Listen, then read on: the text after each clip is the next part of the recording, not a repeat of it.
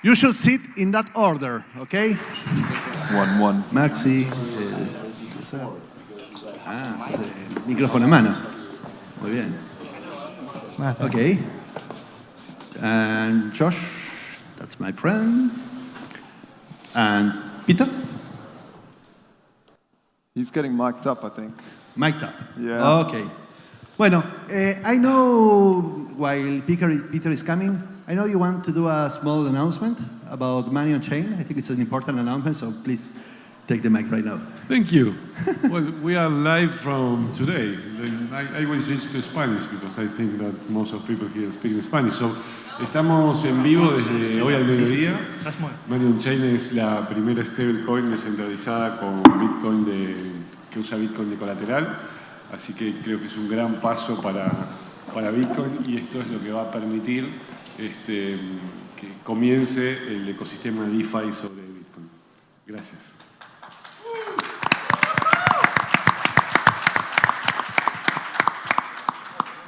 Hello there, everyone. How are you all? Should we have a warm round of applause for everything so far? Come on, louder. An amazing job. Still awake. Okay, so we're going to talk about stablecoins, the exciting world of stablecoins. Everyone should introduce themselves first. I'll just introduce myself. My name is Peter McCormack. I have a podcast called What Bitcoin Did. I tend to focus on Bitcoin. I don't really talk about stablecoins that much, so I'm hopefully going to learn something today. If you all want to introduce yourself. Yeah, my name's Joshua Scigala. I'm the CEO of Vaultoro. We've been trading between Bitcoin and physical gold since 2015. So we are an exchange where people can put gold, Bitcoin in and then trade to physical, allocated, insured gold, and then back to Bitcoin when they think they've found the bottom. And we think it's better than fiat because screw fiat. Drop it. Drop fiat. Hi everyone, I'm Nevine. I'm the CEO of Reserve, which is a protocol that aggregates together a whole lot of different stablecoins. And we're currently focused on deploying Reserve in a number of countries in Latin America. The first one is Venezuela, where people can buy and sell the currency with the local bolivar. Thanks for having me today. I am Max Carjuzaa. I am co-founder and CEO of Money on Chain, the first Bitcoin collateralized stablecoin. Hi, my name is Mariano Di Pietra. I work for the Maker Dao Foundation. We are behind the DAI stablecoin credit system, and I'm in charge of the community in the whole Latin America and Spanish-speaking countries. So we have a great panel then. Okay, so if I was going to go to a theme park, I definitely wouldn't go on the stable ride. I would want to be on the craziest roller coaster. So I struggle to ever get excited about stablecoins, but we had a little session beforehand where we spent some time discussing it, but for everyone here, why should they care about stablecoins? I mean, if you're a merchant, if you're a person that's young, he's got a long life ahead of her or him, then you want to invest in something that is risky and will go up and down and try to find the fun upside to that. But if you're an older person who can't risk too much and they want to get out of the banking system, or if you are a merchant and you've just sold a television for Bitcoin, you want to hold that money so you can rebuy a new television to sell another one, right? So that's why you want something stable. Although if you're in full Bitcoin only, if you have both feet in Bitcoin, you can say that's kind of stable too, because you're constantly moving in and out and you don't think about the ups and downs. You just get paid and pay. So yeah. I think up until about 2017, there was a broad narrative that Bitcoin might stabilize itself and end up being adopted as a means of exchange, as a currency in the world. And I think that idea kind of was eventually shattered as people saw the price going up and down a lot. So, if you talk to someone in a Latin American country like Argentina or Brazil or Venezuela, and you ask them, would you use Bitcoin to deal with the inflation or the volatility of your own currency? The answer is basically, generally speaking, like, we in this room would like to do that, but a lot of them, the answer is no. They want US dollars, right? And why is that? That's sort of become the standard for how you think of prices, how you think of stability. And so from my perspective, in the long history of crypto in the future, maybe at some point that won't be true and the US dollar will not be the standard, but for now it really is. And so I think we can see a lot of stablecoins taking that fact, being like, okay, let's import that stability from the US dollar, maybe another currency, but usually dollars, and try to smooth the transition from fiat money into cryptocurrency. When I talk about stablecoins, I usually talk about decentralized stablecoins. The decentralization is the most important thing of the stablecoins. We all use Bitcoin because it's decentralized. Nobody can change the rules. But there is a big problem with Bitcoin, and it's the volatility. There is a lot of Bitcoin, there is a lot of business that could use cryptocurrency, for example, for international trade. They cannot use Bitcoin because of its volatility. If you have a decentralized stablecoin, you have all the pieces of the stablecoin auto-contained in the blockchain. That means that nobody can change the rules. So you have all the advantages of Bitcoin or any cryptocurrency, and you have the stability of fiat. That is why stablecoins are important. Yeah, and let me add to that also, that having a stablecoin, a decentralized stablecoin that is taken as a deferred mean of payments, right? It lets you create services without trust, right? And some of the things that we are seeing right now with the DeFi world is that these services, although can be created also on centralized stablecoins, the real deal are the decentralized ones, right? Because they are, censorship resistant, they are programmable, they have all these properties that are really need to create this industry that is just in the very beginning. Can I just, I don't think that I think the decentralization is important, of course. We love that because we're all Bitcoiners, we love that. But is it decentralization or is it are you trying to get control away from the issuance of debt? Because at the end of the day, fiat, and what a lot of people don't actually get a grip of, is that fiat is a debt instrument. It's printed out of nowhere with interest that doesn't exist. And you get this Ponzi scheme almost happening where there's way more interest that is owed to how much is in circulation. Whereas an asset, rare numbers are mined into existence, they're found and spent. So there's not this interest that's backing it. This is what's interesting. And if we can have a stable coin that's not based on this ridiculous Ponzi scheme in the background, it's getting rid of the centralization in terms of the creation of more debt rather than, we need to have something that we can shut down. The shutdown ability is also important, but I think getting away from debt instruments. Yeah, I mean, I'm agreeing with you. That is why I say it can be also being built on centralized stablecoins. But the things that we are looking at least from the Maker Dao Foundation, we are looking for innovation, right? And the innovation in this space comes from decentralization, in which you don't need to have, let's say, a leg on your legacy financial institutions, right? At least for the most part of all of the collateral. And I think that this is the proper new thing here. How you design your system to be liquid, to be decentralized, and to be accessible for everyone, and obviously censorship resistance, right? I think that if you don't like fiat, you shouldn't use a USD-pegged stablecoin. Because, for example, Maker Dao or Mining Chain, we build stablecoins that are backed by Bitcoin, but the DAI or the dollar on chain is pegged to the US dollar. So if you think that the US dollar is a Ponzi scheme, you are having a stablecoin pegged to a Ponzi scheme. Is the dollar the least worst shitcoin? The dollar is the Hot take. tether of the normal world, right? Everyone complains about it, but everyone uses it because of the network effects, the massive, massive liquidity with all sorts of things. And I think that the idea that you're putting forward of like, could we have some sort of system that's not based on fiat money, and so it's not, you know, organized in the way you're talking about, I think the answer is maybe yes in 20 to 30 or 40 or 50 years. I think the answer is today, no. Like my team and I spent literally thousands and thousands of hours thinking through different possible designs to try to see, could we create some sort of decentralized central bank that would actually do something, you know, similar to fiat money but without the downsides? And the answer, I think, is that it's very economically risky. What's happening is stablecoins all end up concluding, okay, you have to borrow some stability from somewhere, and even though the US dollar has potential problems and could go, you know, could go in a bad direction, today it is in fact the asset that's the easiest to borrow that stability from. Yeah, stability is a weird term anyway. I mean, nothing's stable. The whole universe is moving, for God's sake. There is no such thing as stability. It's stability against something else, you know, against corn, against pork bellies, against bushels of wheat. It's a human product. Yeah, so... Although we are not very stable. But there's clearly a spectrum. The thing people want is to be able to pay as much rent this month as a year from now, as 10 years from now, if they can. But right? is that because the unit of account is dollars, or is that because dollars is actually stable?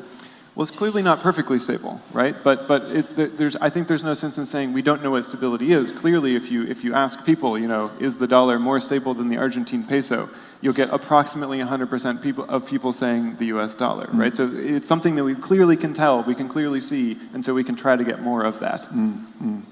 Yeah. But what problems are stablecoins solving then? So, I mean, I think interestingly, stablecoins obviously at the beginning solved the problem of how do you have a crypto exchange when regulators and banks are trying to stop you from having a crypto exchange, right? That's really what happened is, okay, we can have this dollar that's on the blockchain, and so you can run an exchange with no banking relationships and therefore fewer regulatory problems. That's what led to the blossoming of Tether. But Tether today is starting to be used outside of crypto trading. So in China, in Hong Kong, there's millions and millions of dollars of people buying Tether, moving it across borders and selling it. In Hong Kong, you can go to the currency changers on the street, and on the board where they quote different rates, they actually quote rates for Tether, like in normal currency changers on the street. So we've started to see it coming out of crypto speculation and into the world of people wanting, you know, slightly different forms of money that are more mobile or that are more sovereign. And certainly I think that that's something that's going to blossom in Latin America as well over the next several years. And all that tether's held in 2 bank accounts. Yeah. Yay. Question mark bank accounts. Yeah. Questionable. But therefore, does a stablecoin, a dollar-pegged stablecoin, have a very different meaning to somebody in America than it does to somebody, say, in Argentina? I think so. I mean, well, sorry, I'm dominating, but I think from the U.S. perspective, there's really not much reason to use a stablecoin unless you're a crypto speculator right now. Absolutely. If you are in the United States, you don't need a stablecoin. Well, that is not entirely true, because stablecoin will enable a lot of new ways of making business exactly the way that the email did. For example, you will be able to send a portion of a cent to read an article in a newspaper, or you will be able to pay for one live in your favorite game, or you will, well, whatever. There will be things that today we cannot imagine that will be enabled by stablecoins. Yeah, and I like to explain as if it's like the stablecoin, let's say, for example, DAI, it's like the API of the new internet, in which the market capitalization of DAI is like the total economic bandwidth that different developers have to develop new services, right? So right now, if we have, let's say, 120 million DAI in circulation, that is the total economic bandwidth for DeFi on that level, right? And the cool thing about this is if you think in dollars, in fiat, the iteration of new services that you need to be created on top of that needs to be through permissions, right? You are a bank and you're a fintech and you are another company. I need to ask you for permission to access your API, yours and yours. And the iteration is very, very slow. But on the other hand, with DAI or maybe with stable coins, you have fast iterations, right? Why? Because it's an open standard that is accessible for everyone. It's open source. You can implement it on your website, on your platform, and the only thing that stops you is your imagination in what you are able to do, and obviously regulations. What is the message for people about stablecoins here? Because we've had multiple answers here. It can be a tool for having micropayments, but it also can be something to hedge against potential inflation in a country such as Argentina. And that to me feels like a mixed message. Well, the thing is, a lot of VCs asked us, what's the product going to be used for? And it's like, well, what is the dollar used for? Like, what is the peso used for? It's money, so it's used for so many different things. And so I think it's challenging for each project to pick, okay, what are we going to focus on first? And the projects have started to differentiate themselves by, which market they're going into first. But in the long run, I think there will be a power law where you have one or two, like, very, very widely adopted stablecoins, and they'll be used for all manner of different things. Yeah, I think you need to classify what is the low-hanging fruit, and in that case, for example, for Latin America is inflation, because although Argentina and Venezuela is like the most well-known cases, right? But Chilean pesos is starting to devaluate, Brazilian real started to devaluate, Colombian peso was already devaluating, and also Mexican pesos. So, we have different rates of devaluation, but I think that for Latin America, the low-hanging fruit for sure is to hedge monetary policies, sovereign monetary policies. I think there is a lot of use cases for stablecoin, but the most important one is that we can redesign or recreate the financial world with immutable rules. You can have... But I think there's these great use cases of being able to send these stable values and move around, but I really urge everybody to be very skeptical of fiat coins, because there's many different stable coins, right? What I think I'm scared most of are fiat coins, are ERC20 tokens representing a dollar that's sitting apparently in a bank account. And these banks make money by speculating with the underlying asset of the creditor's assets. They own that money, they speculate with it. So you've got the underlying asset being speculated with over here, and the tether being the token being speculated over here. So you've got double speculation. You've got no real backing, because you don't know. The bank is super untransparent. You don't even know. Even if they did get audited, all of these fiat coins, the auditor would look at the website or whatever and say, yep, that bank has that money. But they cannot deep dive into where the banks are speculating with those funds. What sort of fractional reserve are they holding? They won't say. And this is very, very dangerous. As far as I know, it's not an audit per se, but an attestation of the account, is which, let's say, some person certifies that it's an X amount of money in that bank account, and that's it. It's not like a full proper audit, because you can't do that on a bank account. I think what you're saying is right.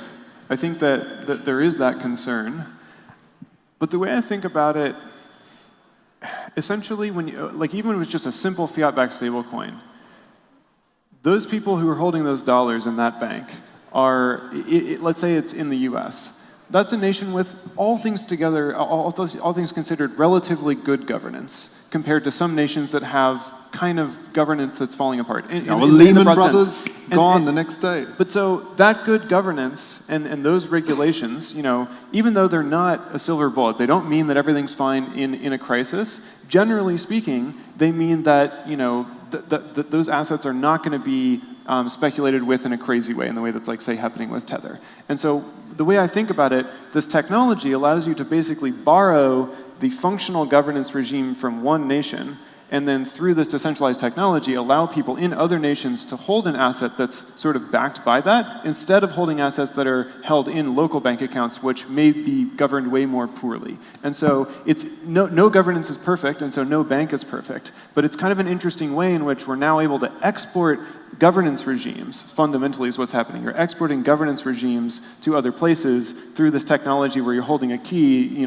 basically passing around this bearer bond that can at some point be redeemed back in that sort of functional nation, whether it's the US or Switzerland or Singapore or what have you. Yeah, I mean, we're effectively going to do the same thing with Vaultoro, where we're tokenizing the gold that, we haven't tokenized in the last 5 years, but we're starting to now, plus have other vaulting facilities around the world so that we can price in risk. So someone might hold a gold vaulted token in Hong Kong and find that gold is worth less than the gold in Switzerland because that's solid over here. And so we can start pricing geographical risk, which I find quite interesting. And that's cool. Yeah. Is the point you're making then, even with any stablecoin, they're never truly trustless? There's always some point of trust.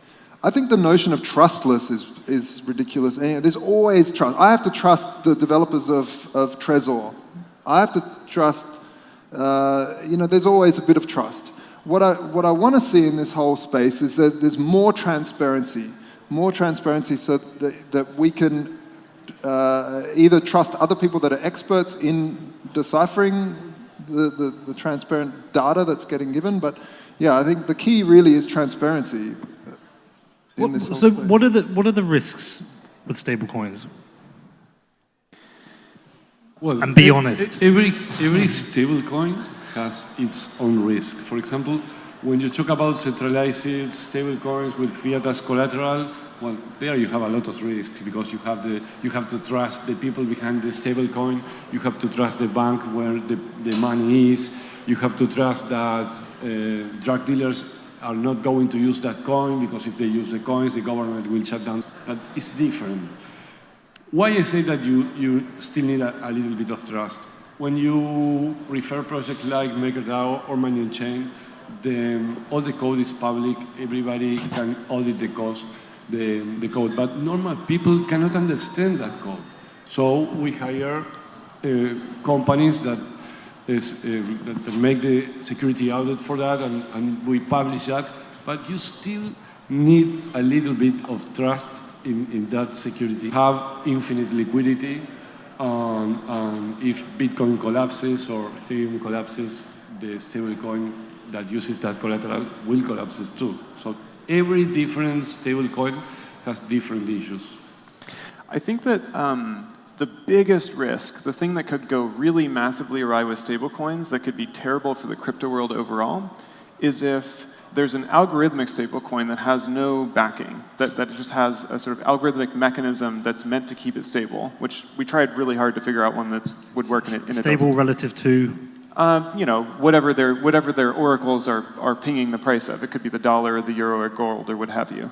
But there's a category called algorithmic stablecoins. I would put Terra and Celo in this category. There are a number of others. Basis was like this and they never launched. The thing that could happen is one of those could launch and be marketed very effectively and be significantly adopted. It could even happen in a market where people really, really need a stable currency and don't have one, and that's why it gets massively adopted. People who are not crypto speculators, people who just want to preserve their savings. If that protocol then blows up economically and falls apart, and the price of that goes down half or close to zero, regulatory backlash. Imagine if we were sitting here today talking about how great our stablecoins were, where it had already been the case that like $1 billion stablecoin had collapsed and lots of innocent people had lost their money. It would be a very different situation. And that really could happen. There are economic experiments being run with some stablecoins that I believe personally could go that direction. And so I think the worst thing that could happen is if one of those gets really big before it fails. Yeah, it's like they hard code economic theory into a thing, let it go, and it runs, and then... And to be clear, Nubits and BitUSD, like BitShares, are both like some form of arguably algorithmic stablecoins that have collapsed. Like the peg has broken. It's just that it was a tiny number of people in crypto using them, right? But we have these bigger projects who are marketing to huge numbers of normal consumers. And so I think there's a real risk, a real thing to be worried about there. I believe there is no way to launch uncollateralized algorithmic stablecoin. It's happening. It's already happened. Yes, but there is no way to get adoption. Why people will use that? Terra will tell you that like hundreds of thousands of people in Korea are using it to like pay for like the most popular thing is diapers on an e-commerce website because they have like partnerships with people and they're offering massive discounts. And Maker Dao, people are using like it. Ponzi schemes. I don't want to use that term. I don't want to use that term. But so, basically, paying for adoption is something that could cause this. Okay, but that is a very important message to do. Algorithmic stablecoin without collateral cannot work. Yeah, I agree. Why are there so many stablecoins? Even in preparation for this panel, I discovered 3 more I'd never heard of. If a stablecoin, they tend to all majority be pegged to the dollar. Why do we need so many different stablecoins pegged to the dollar? I mean, I'm a competition maximalist. I think more competition the better, because that's how you find real money. And if we look at this space, the most profitable space, the killer apps for crypto are conferences. It's kind of a joke there. Is also exchanges and stablecoins, because these are profitable. If you sell Bitcoin. But I mean, Bitcoin is part of that. You trade Bitcoin on an exchange. But the stablecoins companies, they sell it for $1 and they buy it back for 99 cents. And this is do that millions and millions of times. And yeah, in my eyes, the thing is that we have so many stable coins. As I said to you guys, it's like I think of this like the car industry, in which every brand, every card, every model fits like a clear purpose. We can talk all that we want about Tether, but the actual reality is that Tether is being used the most for traders, right? And maybe it's fulfilling this purpose, and it's doing well in that sense, right? And maybe we have DAI for DeFi, or maybe we have Money on Chain for RSK network, and there will be like a lot of use cases, and I think that like the aggregated demand of the stable coins will fit each and every need that the hopefully new users will come, right? Is that not a threat to adoption, though? If we think, if we forget kind of like all the Bitcoin and crypto nerds we have in here, kind of understand what's going on. If you talk about stablecoins being of huge benefit to people in Argentina because of the threat to the currency, and if somebody said, okay, I want a stablecoin, and then they have a choice of TrueUSD, Tether, DAI, like all these different protocols and coins, does it just get to the point where it's too confusing and a bit of a barrier to entry? I personally think that there'll be a period of confusion, because there'll be a bunch of different products coming to market. But and it could be that there's a stablecoin for every different use case. I personally think that there will be a power law, and 10 years from now, there will be one stablecoin that is basically dominant in the way that everyone thinks of Bitcoin as basically dominant in crypto today. And I think the reason why there are so many now is that a lot of entrepreneurs around the world sort of also have that vision and have their different opinions about how to create it. And there's like an ideological and economic incentive to try to create the stablecoin that becomes number one. So I think a lot of different entrepreneurs are trying to do that. yeah, I think the car analogy is really good. When the automobile was first invented, every single bicycle shop turned into a car maker, because they had all the tooling and all the stuff, and they would start making cars. There was really a lot of brands of cars, and they've all died out, and you've got, still quite a bit. And another thing that we are not taking into consideration is, I think, is regulation in countries, right? I think, and one of my biggest concern in this space is what will be those coins that will be, let's say, regulated or adopted by countries, in which they will obviously will prefer to be fiat-backed stable coins, in which all the policies and the actions of the central bank of that country can also has some action and effect on those stable coins, right? I mean, I'm the central bank of Argentina. I will prefer to have a stable coin in my country in which all my policies and all my actions can also be enforced on those stable coins. I want to print money, okay, that coin is it's wrapping my national currency, and will feel the effect of that money printing thing. Can I ask a question though? Do you think there will be an inflationary effect if the central banks don't lock up that collateral, truly lock it up and prove that it's locked up? Are they then creating more inflation by creating this stablecoin that's somehow pegged, but this peg thing keeps working anyway, so you're not really pegging, so you're actually just inflating the currency by also having a stable currency. Well, I mean, we have the petro in Venezuela, right? Yeah, I mean, that's kind of a One joke. petro is kind of $60, but they say that it's backed by barrels of petrol. It's backed by lies. Gold and diamond, I think. Diamonds. But I don't think that anyone could grab a petrol and say, okay, give me my barrel of petrol, right? Exactly, that is impossible. Anyway, the question was why there is so many stable coins. And the answer is there is a lot of stable coin with fiat as collateral in a bank account because it's virtually free to do that. There is no technology, there is no development involved in that, but there is not a lot of decentralized stable coins. Okay, so we've got about 2 minutes to go. It's been very interesting for me. I mean, the conclusion I took from all of this is to buy Bitcoin. But do you guys have anything you want to add before we close out? Why buy Bitcoin? Tell us. Yeah. What was the conclusion? I'm just trolling you. Stable coins can give you rapid exposure to Bitcoin. No, really. So what is the future for stable coins? What should people be keeping an eye out on? Well, I think the future of stablecoins are decentralized stablecoin, but there will be a switch in the peg that we are using. We are using US dollar today because it's a very popular currency, but I think in the future we are going to switch from US dollar to something else. What is that something else? I don't know. Probably GDP or an index of stocks or something like that. And we will have really stable coins.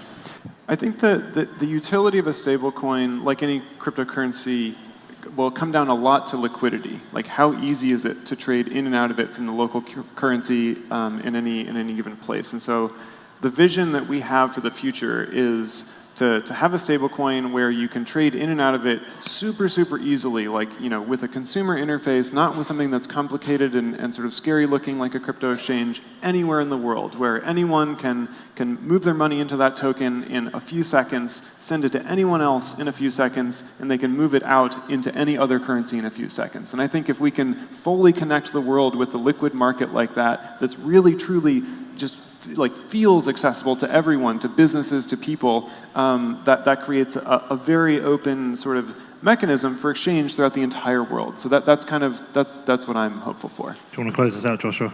Yeah, I mean, I agree with you. Buy Bitcoin, stay away from stablecoins. Ridiculous notion. Buy freaking fiat. I mean, just buy some fiat if you're going to buy fiat.